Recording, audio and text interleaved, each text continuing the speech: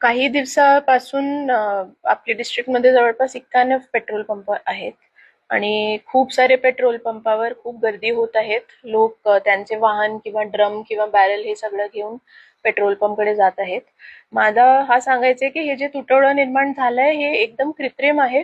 आपल्या जिल्ह्यामध्ये काही पण आवक जी पेट्रोल किंवा डिझेलची येत होती त्यामध्ये कमतरता नाही झाली आहे. इनफॅक्ट थोडासा वाढलाच आहे आपला जे आवक आहे. तर खूप सारे लोक काय करत आहेत की त्यांच्याकडे पेट्रोल आणि डिझेल एक्स्ट्रा घेऊन ठेवत आहेत. अशी पेट्रोल किंवा डिझेलचे भावामध्ये वाढ होणार अशी काही पण सूचना नाही आहे.